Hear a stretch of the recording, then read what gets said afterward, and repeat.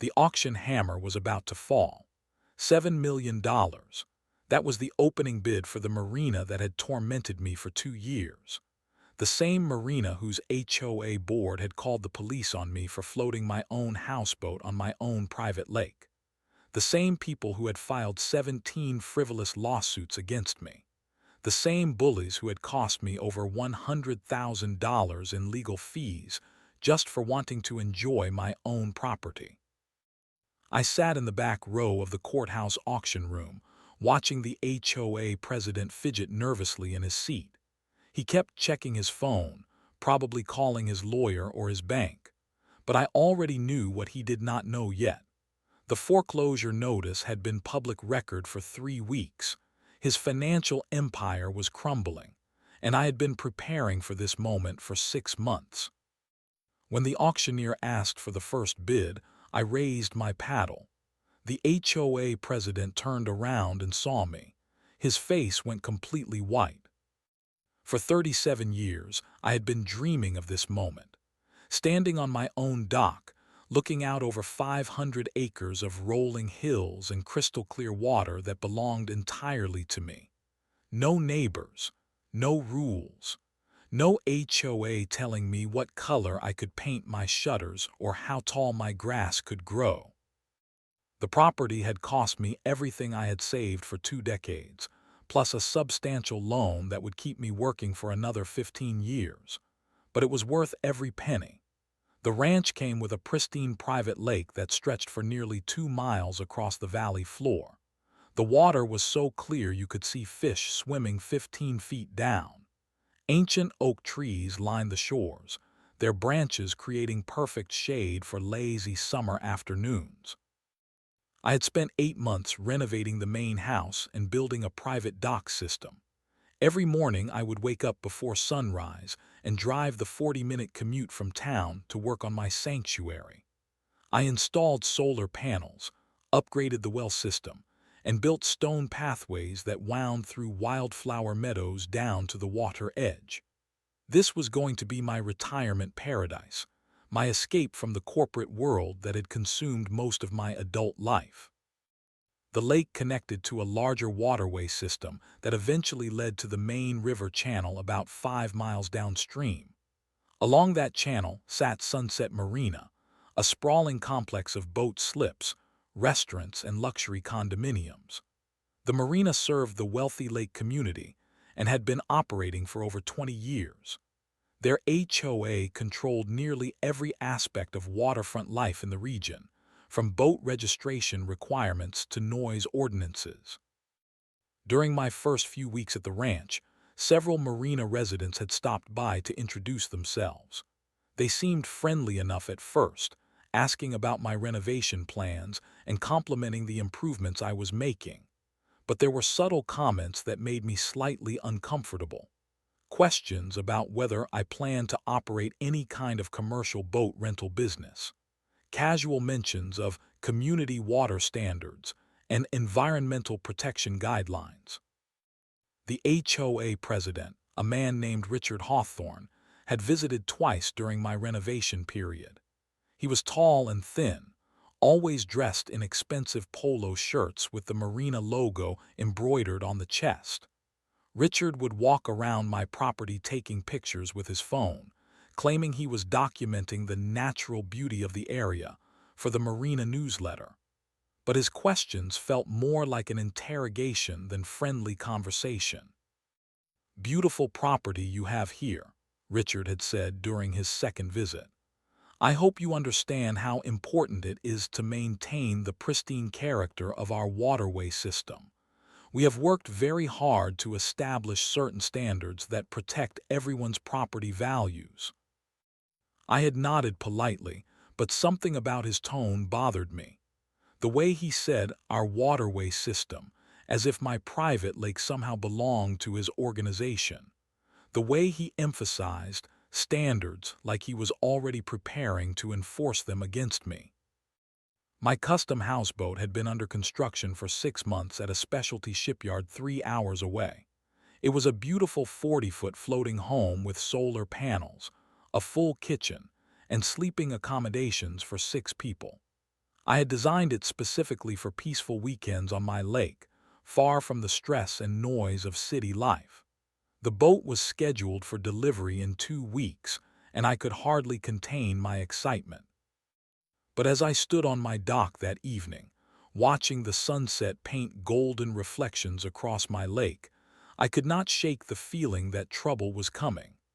Richard Hawthorne had made one more comment during his last visit that kept echoing in my mind.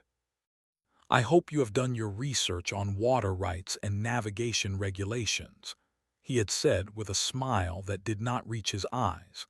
Sometimes people assume that owning land means they can do whatever they want with the water. That is not always the case.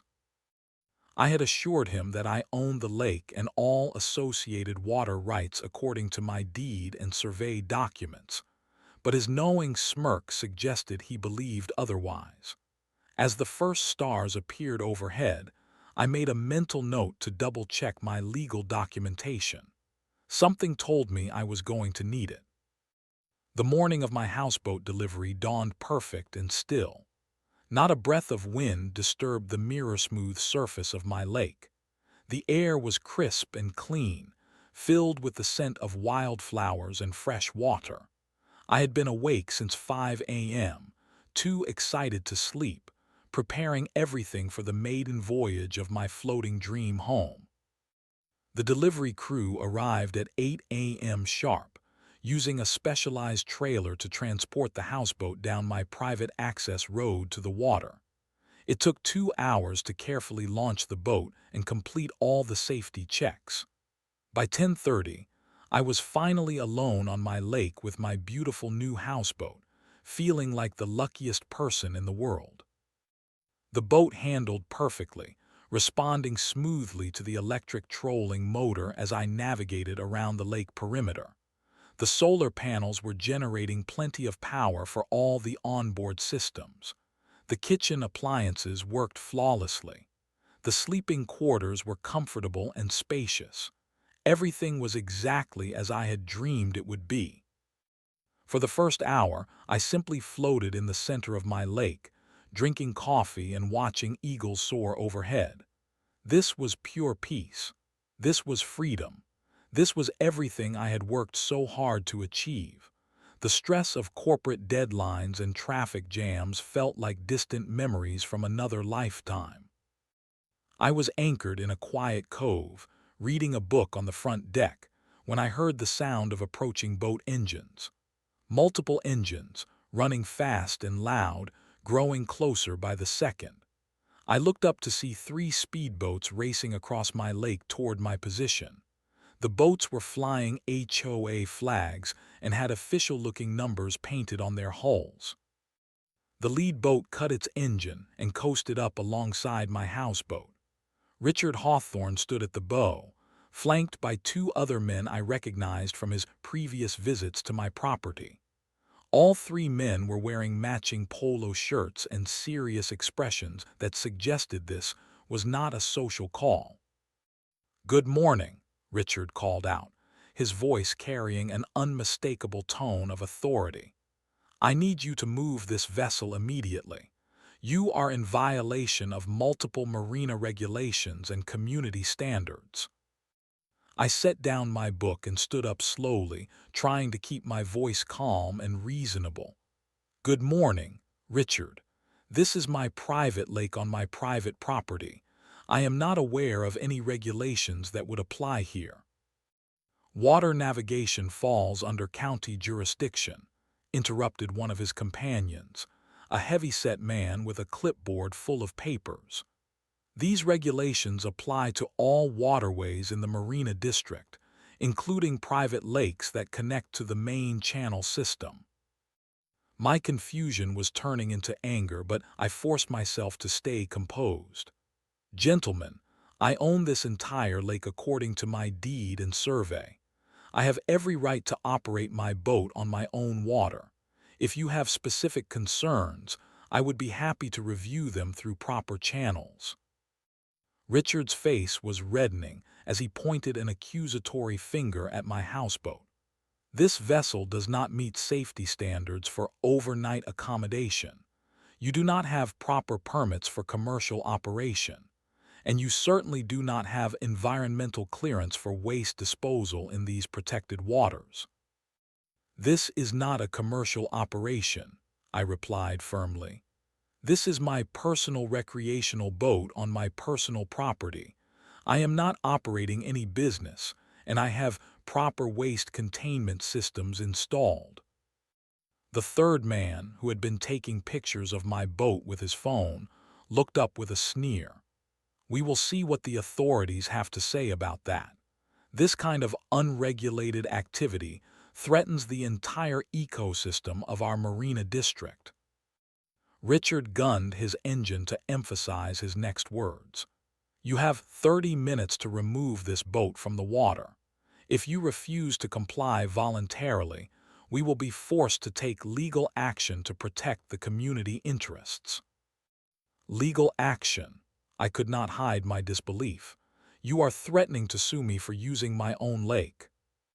We are threatening to enforce legitimate regulations that protect everyone's property values and environmental safety, Richard shot back. 30 minutes. The three boats roared away as suddenly as they had arrived, leaving me standing alone on my deck with my heart pounding and my hands shaking with anger. I had never been so insulted or threatened in my entire life. These people had just invaded my private property and issued ultimatums like they owned the place. I pulled out my cell phone and called my lawyer immediately. While I waited for him to answer, I took pictures of the HOA boats disappearing around the bend toward the marina. Whatever was about to happen, I wanted documentation of everything. Jim, this is urgent, I said when my lawyer picked up. I need you to review my property deed and water rights documentation immediately. I am about to have a very serious legal problem. As I explained the situation to my lawyer, I watched the HOA boats racing back toward their marina. I had a sinking feeling that this confrontation was just the beginning of something much larger and more dangerous than a simple neighborhood dispute. These people were not going to give up easily, and they clearly had resources and connections that I did not fully understand yet. But one thing was absolutely certain. I was not moving my boat. 7 minutes. That was how long it took for 2 police cruisers to arrive at my property after Richard Hawthorne made his phone call. 7 minutes from threat to badges and sirens racing down my private driveway.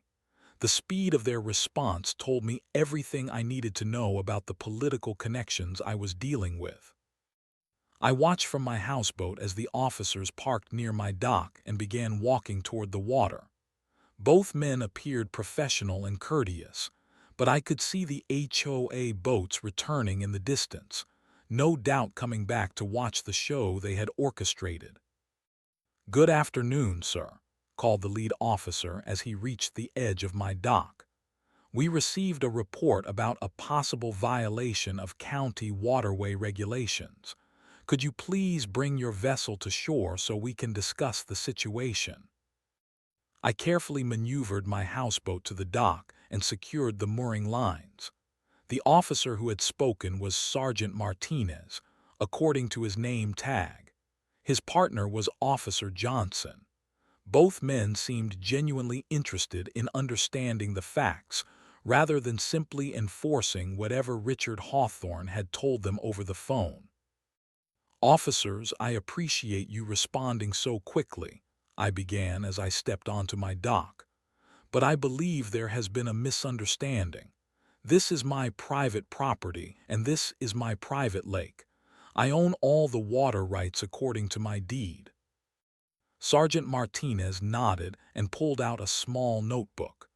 "We understand your position, sir. Could you show us your documentation? We need to verify the property boundaries and water rights before we can determine if any regulations apply here." I was grateful that I had organized all my legal documents in a waterproof folder specifically for situations like this. I handed over my deed, survey maps, water rights documentation, and county tax records. The officers spread the papers on my picnic table and began reviewing them carefully. Richard Hawthorne arrived before they had finished reading. He climbed out of his speedboat with two other HOA board members, all carrying clipboards and official-looking binders. They approached the officers with the confident stride of people accustomed to getting their way with local authorities. "Sergeant Martinez, thank you for responding so promptly," Richard said, extending his hand in a gesture that seemed more like a political handshake than a citizen greeting police. "We have a serious situation here that threatens the environmental integrity of our entire Marina district." "Mr. Hawthorne," Sergeant Martinez replied with professional courtesy, "we are reviewing the property documentation to understand the legal situation. What specific regulations do you believe are being violated?" Richard opened his binder and began reading from a list of county codes and Marina district rules. Navigation safety requirements, environmental protection standards, overnight accommodation permits, waste disposal regulations, commercial operation licenses. The list seemed to go on forever, each item delivered with increasing emphasis and authority.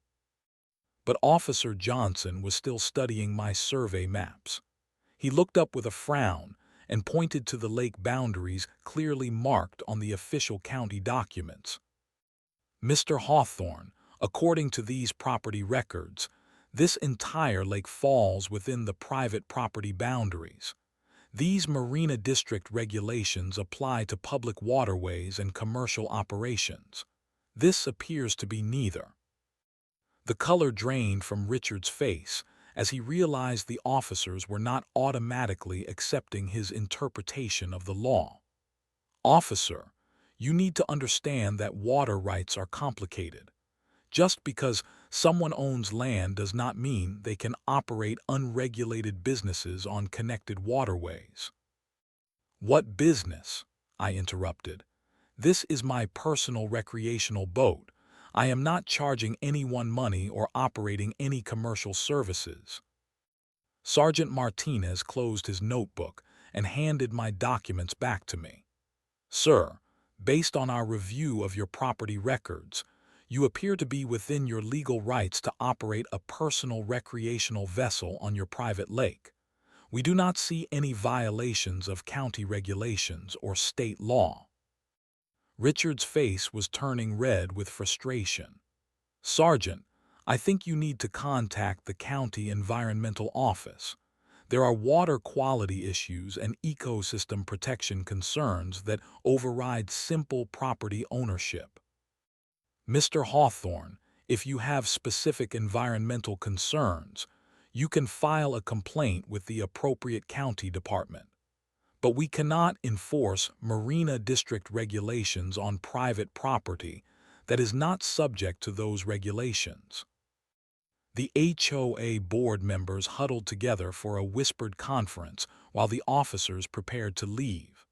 I could see them making phone calls and furiously scribbling notes on their clipboards. Their confident authority had evaporated when confronted with legal facts instead of political pressure. As the police cruisers pulled away, Richard approached me one final time. His friendly facade had completely disappeared, replaced by cold anger and barely contained rage.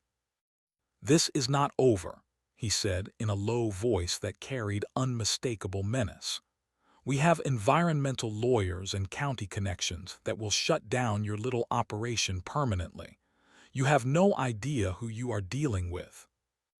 "And you have no idea who you are threatening," I replied calmly. "This is my property, and I will use it as I see fit within the law." Richard stalked back to his boat without another word. As the HOA armada disappeared around the bend, I realized that the real war was just beginning. The bureaucratic assault began 3 days later.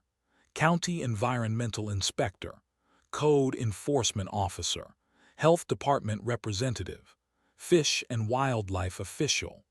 One after another, They arrived at my property with clipboards, cameras, and official sounding complaints that needed immediate investigation. Each inspector carried a formal complaint filed by concerned citizens who reported various violations: improper waste disposal, potential water contamination, unlicensed commercial boat operation, disruption of wildlife habitat. The complaints were detailed and professionally written, clearly crafted by people who understood exactly which bureaucratic buttons to push. I spent entire days walking officials around my property, explaining my waste containment systems, showing them my recreational boat registration, and proving that I was operating no commercial business of any kind. Each inspector reached the same conclusion: no violations, no problems, no basis for regulatory action. But every cleared inspection triggered two new complaints. When the environmental inspector found no water contamination, suddenly there were noise violation reports. When the fish and wildlife official confirmed no habitat disruption, mysteriously there were new concerns about dock construction permits and waterway modification approvals. The pattern became obvious after the first week. This was not random bureaucratic oversight. This was coordinated harassment designed to exhaust my time, money, and patience, until I simply gave up and removed my houseboat to make the problems go away. My lawyer, Jim Patterson, confirmed my suspicions during our second emergency meeting. "These complaints are coming from people who know exactly how the system works," he explained while reviewing the mounting paperwork. "Someone with government experience is filing strategically targeted reports to maximize bureaucratic response." "Can we prove that?" I asked. "Not easily, but I did some research on your HOA board members. Richard Hawthorne is a retired county planning commissioner. His wife serves on the Environmental Review Board. Board member Tom Bradley is a former code enforcement supervisor. These people have 30 years of experience manipulating local government agencies." The legal bills were mounting rapidly. Each complaint required a lawyer review. Each inspection needed legal representation to ensure my rights were protected. Each new bureaucratic demand cost me time away from work and money I had budgeted for enjoying my retirement property. But the worst part was the psychological toll. I could not relax on my own property anymore. Every boat engine in the distance made me wonder if more inspectors were arriving. Every phone call might be another government agency demanding immediate access to investigate another frivolous complaint. The breaking point came during the third week when I received notice of an actual lawsuit. The HOA had filed formal legal action claiming that my houseboat operation violated county environmental protection laws and created a public nuisance that threatened property values throughout the Marina district. The lawsuit was 37 pages of legal language that essentially accused me of everything from water pollution to wildlife harassment to operating an unlicensed hotel business. None of the accusations were true, but defending against them would cost tens of thousands of dollars and months of court proceedings. That evening, as I sat on my dock reviewing the lawsuit documents, I made a decision that would change everything. Instead of continuing to play defense against these bureaucratic bullies, I was going to investigate exactly who I was dealing with and what weaknesses they might have. I called a private investigator the next morning. "I need a complete background check on the Sunset Marina HOA board members," I told him. "Financial records, business interests, legal history, political connections, everything you can legally access." "Any particular reason?" the investigator asked. "These people are using their government connections to harass me with frivolous complaints and lawsuits. I want to understand their motivations and find out if they have any vulnerabilities I can use to stop this harassment. The investigator promised a full report within 2 weeks. As I hung up the phone, I felt a sense of relief for the first time in months. I was done being a victim. These people wanted to play legal warfare games with someone who just wanted to enjoy his own property in peace. But they had made one crucial mistake. They had assumed I would fold under pressure like previous targets of their intimidation campaigns. They had assumed I lacked the resources and determination to fight back effectively. They had assumed wrong. I spent that afternoon researching the Marina district history and property records. I wanted to understand the full scope of what I was dealing with before my investigator delivered his report. As I reviewed decades of county planning documents and zoning decisions, patterns began to emerge that made me very curious about the true financial motivations behind this harassment campaign. The HOA was not just trying to control my property usage.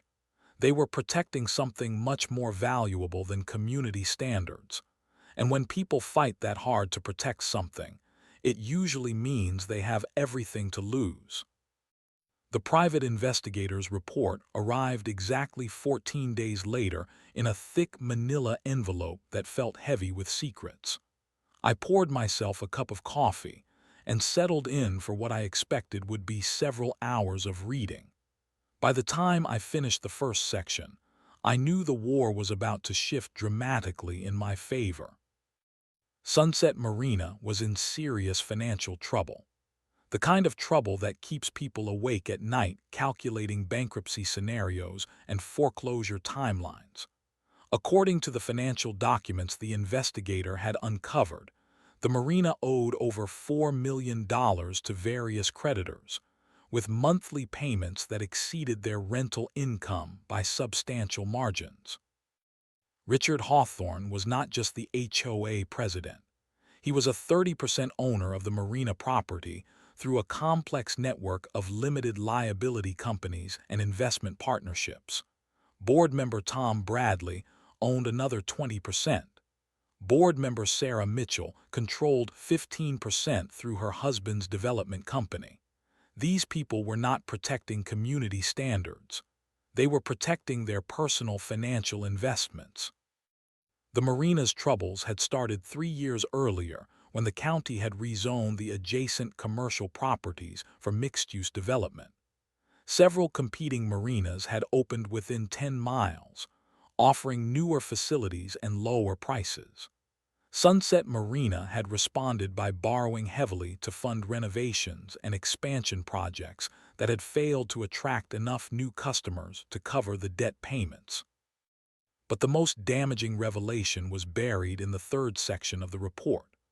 The marina had been systematically intimidating nearby property owners to prevent any competition for their waterway access business. My situation was not unique. Over the past 5 years, they had filed similar harassment lawsuits against 3 other private property owners who had installed docks or boat facilities on their own land. One family had fought the legal battle for 2 years before finally agreeing to remove their private dock and pay $15,000 in legal fees to make the lawsuits go away. Another property owner had actually won in court, but the legal costs had forced him to sell his land to pay his attorney bills.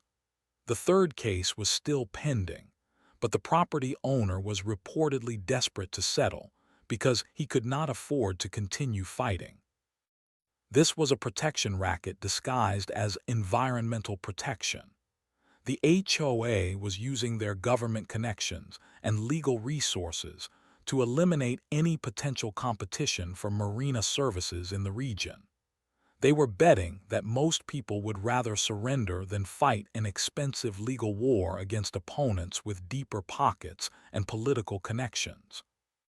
The financial pressure explained their desperation to stop my houseboat operation. If I successfully established the precedent that private property owners could operate boats on their own water without marina district oversight, Other property owners might follow my example. The marina's monopoly on waterway access would crumble, taking their inflated rental rates and captive customer base with it. But the most interesting discovery was still to come. According to the investigators' research, the marina property was already in preliminary foreclosure proceedings. The primary lender, a regional bank, had issued formal default notices 6 months earlier. The marina owners were negotiating for more time to arrange refinancing, but the bank was growing impatient with missed payments and declining property values. I called my financial advisor immediately. How quickly could I arrange financing to purchase a $4 million marina property if it goes to foreclosure auction? That depends on several factors, he replied. Do you have specific information about a potential opportunity? I explained the situation while reviewing the investigator's financial analysis. My advisor promised to research financing options and get back to me within 48 hours with preliminary approval amounts and terms. That evening, I stood on my dock watching the sunset paint golden reflections across my lake, but my mind was focused on strategy rather than scenery. These people had made their biggest mistake when they chose to fight dirty instead of leaving me alone to enjoy my property in peace. They wanted to play financial warfare games with someone they assumed was just another suburban homeowner who would fold under legal pressure. But I had spent 37 years building a successful business career, accumulating substantial assets, and learning how to fight battles that mattered.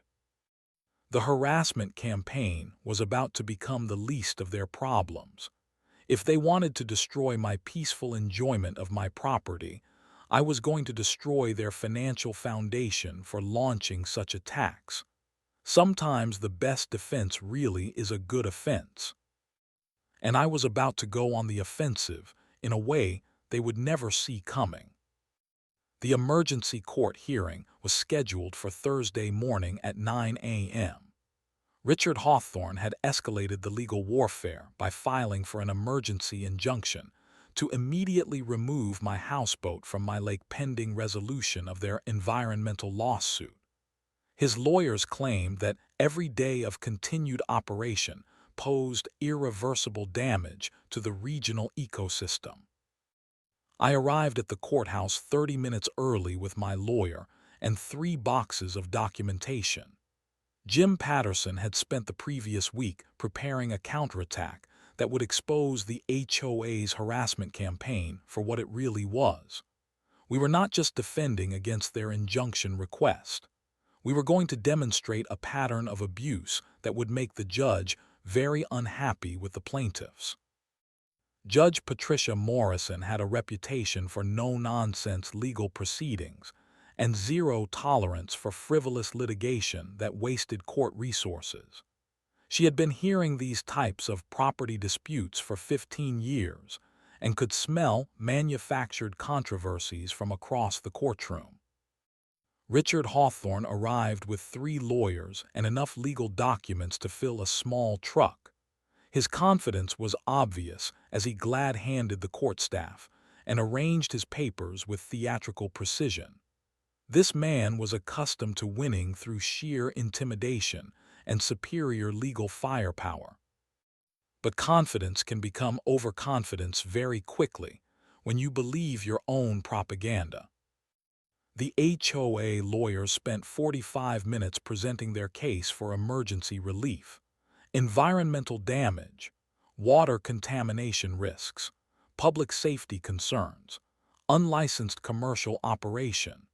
The same accusations they had been making for months, now dressed up in official legal language and delivered with passionate urgency. Judge Morrison listened patiently, taking notes and asking occasional clarifying questions. When the HOA lawyers finished their presentation, she turned to my lawyer with a neutral expression that revealed nothing about her thinking. Jim Patterson stood up with a single folder in his hands. "Your Honor, Before we address the specific injunction request, I would like to present evidence of a coordinated harassment campaign that has been waged against my client for the sole purpose of eliminating competition for the plaintiff's commercial marina business. The judge raised an eyebrow. That is a serious accusation, counselor. I hope you have substantial evidence to support such claims. What followed was devastating.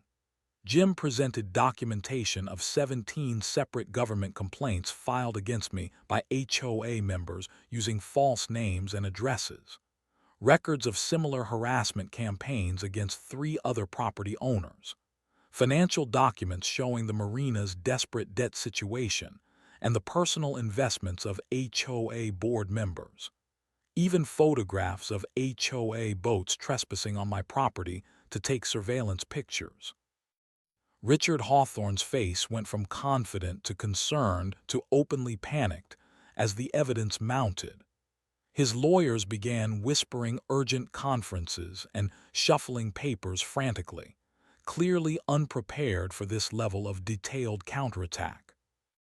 Judge Morrison's patience disappeared completely when Jim presented evidence that 2 of the government complaints had been filed using forged signatures and fabricated addresses. "Mr. Hawthorne," the judge said in a voice that could freeze summer air, "are you telling this court that you have been filing false government reports to harass a private citizen who is legally using his own property?" "Your Honor, we were simply exercising our civic duty to report potential environmental violations," Richard stammered, his political composure cracking under judicial scrutiny. "By using fake names and addresses, by filing 17 separate complaints about the same boat over a 3-month period. This court does not appreciate having its time wasted with manufactured controversies designed to further your personal business interests." The injunction was denied, but more importantly, Judge Morrison ordered a full investigation into the HOA's complaint filing practices and warned that any further frivolous litigation would result in sanctions for abuse of the court system. As we walked out of the courthouse, Jim pulled me aside with a grim smile. "They just made their final mistake. That performance in there was so bad that I think the judge is going to refer this case for possible criminal investigation of filing false reports." That afternoon, my phone rang with news that completed the perfect storm. The marina's primary lender had finally lost patience with the missed payments and legal complications. Foreclosure auction was scheduled for the following month. Richard Hawthorne's war against my houseboat had destroyed his own financial empire. Perfect justice was about to be served with a foreclosure notice and an auction gavel. The foreclosure auction was held on a crisp October morning in the county courthouse steps.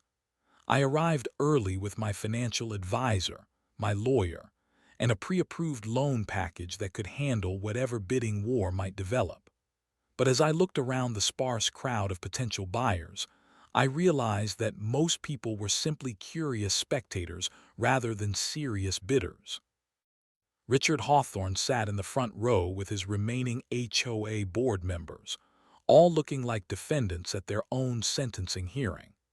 They had spent the past month desperately trying to arrange refinancing or find an investor willing to save their marina empire. But banks tend to avoid properties with ongoing legal problems and federal investigation into fraudulent government complaint filings. The auctioneer began with the standard legal disclaimers and property description. $4 million in outstanding debt. Prime waterfront location with marina facilities, restaurant space, and luxury condominium slips. Minimum opening bid of $2.8 million to cover the primary lender's interests. "Do I hear $2.8 million?" the auctioneer called out. Silence. Complete silence except for the sound of Richard Hawthorne's dreams crashing around him. "$2.5 million, More silence. 2 million, still nothing. This was better than I had hoped. The legal controversy and federal investigation had scared away every legitimate buyer. The marina was toxic property that no sane investor would touch until the criminal charges were resolved and the harassment lawsuits were settled. When the auctioneer dropped to $1.8 million, I raised my paddle. Richard Hawthorne turned around so fast he nearly fell off his chair. His face went completely white when he saw me sitting in the back row with a satisfied smile and a pre-approval letter that could handle 10 times the necessary amount. 1.8 million from bidder 12, the auctioneer announced. Do I hear 1.9? Silence again. The few other potential buyers had no interest in a bidding war over controversial property, especially not against someone who clearly had deep pockets and personal motivation for the purchase. Going once at 1.8 million, going twice, sold to bidder 12 for $1.8 million. The gavel fell with a sound that represented the most satisfying legal victory of my entire life. I had just purchased a $4 million marina property for less than half its appraised value. But more importantly, I had just become the landlord of every person who had spent the past year trying to destroy my peaceful enjoyment of my own property. The paperwork took 3 hours to complete. By 2 p.m. that afternoon, I was the legal owner of Sunset Marina, including all rental agreements, HOA contracts, and tenant leases.